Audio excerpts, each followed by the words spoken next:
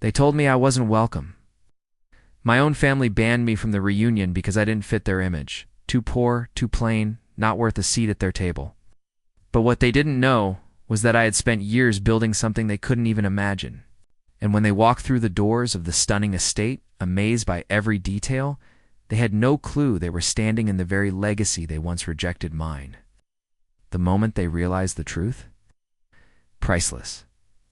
The invitation arrived on a Wednesday's silver black cardstock with silver foil lettering. It announced the Hawthorne family's annual reunion to be held in San Francisco. I stared at it, running my fingers along the elegant print as old memories of eye rolls, snide remarks, and forced smiles echoed in my mind. My name is Marin. Hawthorne, though these days in the business world I go by Maureen Blake 15 years ago. I was the family let down, the artsy one who turned down a slot at Hawthorne Investments to study hotel management. In Portland, the black sheep with a dream and no real prospects, my phone buzzed. It was my cousin. Gosh. Serena, I answered Marin. She sang too brightly. Hope you got the invite. I did. Well, I just wanted to say this year's gathering is very upscale, the Celesta. Resort is quite refined, you understand, right? I looked out at the Los Angeles skyline from the penthouse office of Blake Hospitality Group. I nearly laughed. The Celesta, my first 5-star resort, but the Hawthorne didn't know that. Are you saying I don't fit in, Serena, eh? Don't be like that, she said, her tone sticky sweet. It's just, we'll have celebrities, tech founders, a senator or two. You know how appearances matter? Appearances, she meant me. Couldn't have her influential friends realizing. Her cousin once worked reception, and who picked the venue? I did. Obviously, she said proudly. Dad said, I have a knack for luxury spaces. The Celesta is the top spot in the Bay Area. I had to call in serious favors to land it. I nearly choked the favor. Had come through our booking site. I'd approved it personally at 40% above our premium rate. That must have been tricky. I said, well, not everyone has my pull, she gloated, the owner. M. Blake is reclusive, but their team was so cooperative when they heard the Hawthorne name. Of course they were. I told them to roll out the red carpet anyway, Serena said. I'm sure you get it maybe next year if you've moved up from that boutique motel in Silver Lake. That motel launched my entire empire, but sure. Serena, maybe next year, that motel, Serena mocked. It was actually my pilot property where I tested and refined the innovations that would later make Blake Hospitality Group a disruptor in the luxury hotel world, but the Hawthorne stopped paying attention to my career long ago, something like that. I had told her after hanging up. I leaned back in my leather chair at the hum of Los Angeles. Traffic faint beneath the double-glazed windows. Memories rushed in. 15 years ago, I'd graduated from the University of Oregon with a degree in hotel management, brimming with ideas and zero support from my family. You're going to clean rooms for a living, my father had boomed. No Hawthorne wears a name tag, but I did, and I carried luggage, scrubbed floors, handled IOTA guests, and trained staff. I didn't just want to run hotels. I wanted to reinvent them, and to do that, I had to understand every inch of how they worked. Within 4 years, I opened my first property, a boutique stay in Silver Lake called the Blue Lantern. It's sold out every weekend now. At 34, I own 21 high-end resorts across 5 countries.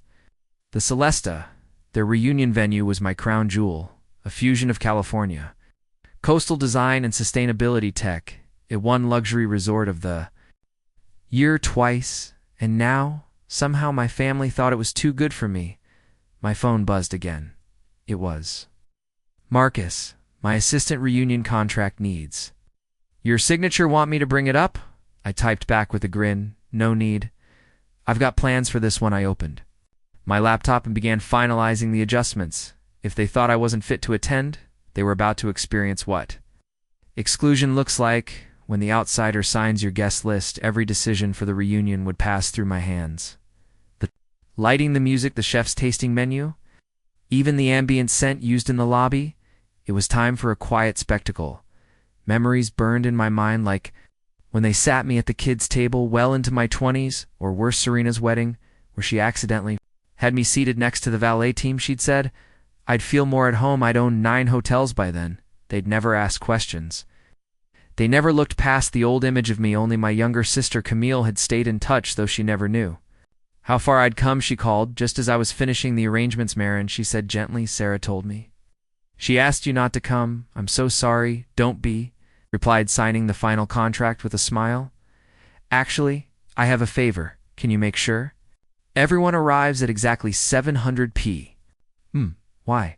What's happening? Let's just say. Serena isn't the only one with connections at the Celesta the next 2 weeks. Flew by. I oversaw everything down to the floral centerpiece shade. If they were going to exclude me from my own resort, I was going. To give them a night to remember, the Hawthorne family demanded luxury. I was about to give them a show they'd never forget the night before the reunion. I stood quietly in the lobby of the Celesta, watching my staff polish the marble until it reflected like glass light from the crystal chandeliers danced across the room, illuminating every detail of the coastal-inspired interior white stone columns. Subtle gold-trimmed sea glass accents, everything was flawless. Marcus appeared beside me. Tablet in hand, all arrangements are confirmed. New signage will be revealed at exactly 7:15 p. M. Tomorrow, are you sure about this? I didn't hesitate. I thought of Saren's smug voice on the phone, of the years of microaggressions and cold shoulders. Absolutely. After all, it's not every day I get to welcome my family to my own resort. I smiled, already picturing their faces when the truth hit. Tomorrow would change everything at exactly 6:45 p. The next evening, I stood in my private suite on the top floor watching security feeds of the arrivals. They came like clockwork, designer handbags, heels clicking, Rolexes gleaming, everyone trying to outshine each other in a shallow pageant of wealth. Serena waltzed in wearing red Valentino, barking orders like she was management. She posed by the floral display camera ready. My father's black Bentley rolled up next, trailed by luxury cars filled with aunts, uncles, and cousins I hadn't seen since I was the failure of the family. Everything's prepped, Marcus said, glancing down at his screen. Staff knows their cues, want security on alert. I shook my head. No need. The Hawthorns wouldn't dare ruin their own illusion of elegance. I adjusted my slate gray suit, custom Armani, not that any of them would believe I knew the brand, let alone owned more of it than half the room. Let them get comfortable. I said this is going to be fun. In the grand ballroom, the reunion buzzed with champagne and self-congratulations. Serena bragged near the fountain, reliving her effort to book the venue. My father circled with old colleagues, no doubt boasting about his stock portfolio. My cousins posed by the Celesta signage like it somehow validated their status at 7:10 p.m. Right on schedule. The hotel manager approached Serena. Miss Hawthorne, I'm afraid there's a small issue with your reservation. Serena's polished expression soured. Excuse me, I arranged this directly with your corporate office. Yes, ma'am, the manager replied. It's just the owner had a few special instructions for this evening. Serena laughed, waving a manicured hand. Please, I highly doubt Blake has time to meddle in event details. A hush fell over the room as I stepped forward from the back of the ballroom. Actually, I said calmly, Blake does concern herself with quite a few things. If you felt that moment of quiet victory deep in your chest, don't forget to subscribe to the channel, because what happens next at that reunion will leave everyone's speechless. Silence fell like a curtain. Every head in the ballroom turned toward me. The forgotten cousin, the so-called embarrassment, now standing at the entrance of the most elite resort on the West Coast, dressed in a tailored suit that probably cost more than Serena's handbag collection. Marin, my father's voice cut through the stillness. What are you doing here? Serena snapped, trying to recover. She told me I couldn't afford to attend, I said flatly, stepping forward. She was afraid I'd embarrass the family. Serena's face flushed red. This is a private function. I'll have security escort you out. No, I said calmly. You won't at that moment. Marcus, standing discreetly by the AV table, tapped a button on his tablet. The massive LED screen behind the ballroom stage lit up. First, the Celesta Resort logo appeared, followed by bold letters that read, owned and operated by Marin Hawthorne Blake, founder and CEO. Yes. Blake Hospitality Group. A gasp echoed across the ballroom. Glass clinketed somewhere near the fountain. Someone dropped a fork. Serena's champagne flute slipped from her hand and shattered against the marble floor. That's not possible, she stammered. Would you like to see my business card? I offered sweetly, holding up the sleek black leather case in my hand. Or maybe the property deed. I gave the portfolio a gentle pat. My father stepped forward, eyes wide, voice low. You own this place and 20 other properties. I nodded, though. This one is special. It's where I began my career back when you said I was throwing my life away cleaning hotel rooms. The memories surfaced again, Serena sneering at my housekeeping uniform. My aunts whispering that I'd settled cousins cropping me out of photos. Like I didn't belong all those years, I continued letting the words sink in. You looked down on me, but you never once looked up. I turned to Serena, the tiny motel in Silver Lake. You love to mock. That was my prototype. My innovation lab. The foundation of what this industry now calls the gold standard. Marcus stepped forward, placing elegant navy folders into the hands of key family members.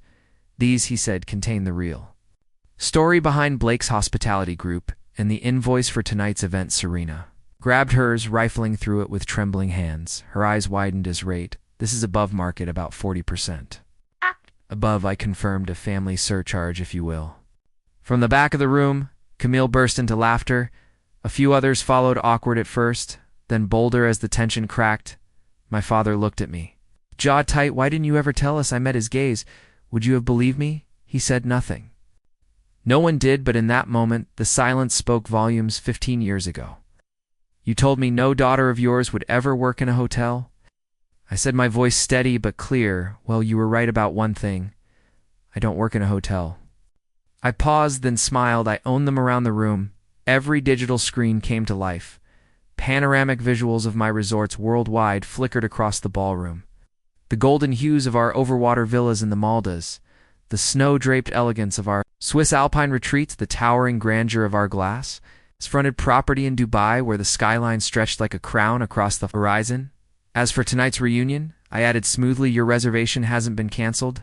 You're welcome to stay. In fact, I've arranged a private tour of the property. I think it's time you all saw what a career in customer service really looks like. Serena took a step forward, her polished persona cracking Marin. We never meant. I cut her off gently, but firmly. Yes, you did every snide joke every time you left me out of the photo, every time. I was treated like the help. I looked around the room, voice lifting. It's just slightly, but while you were busy upholding your status, I was busy building a legacy. Welcome to the Celesta. The crowd stirred. My team will escort you to your upgraded suites, though, Serena. I added, turning slightly, your room had to be adjusted last minute due to a high-profile booking. We had to place you in one of our standard queen rooms. Her face flushed a deep crimson, the same room category she once mocked me for cleaning, as the family followed staff to their suites, some in awkward silence, others nervously whispering. My father stayed behind. I was wrong, said his voice uncharacteristically soft about everything. I studied him for a long moment. The man who once belittled my choices now looked small, unsure. Yes, I said quietly. But do you want to know the best part of owning 21 hotels, Dad? He raised an eyebrow. I've got 21 presidential suites. You can pick any one of them to stay in while you figure out how to make things right. A faint smile tugged at his lips. Where'd you learn to negotiate like that? Probably the same place I learned real leadership, by starting at the bottom, something this family never had to do. That night, after the private tours and quiet conversations had ended, I stood in my penthouse suite overlooking the San Francisco skyline. Marcus entered. With a folder in hand, tonight's final numbers, he said, your family seems humbled. I laughed. Amazing. What a little perspective and a room without a view can do. Are you going to tell them? He asked about Paris, Tokyo.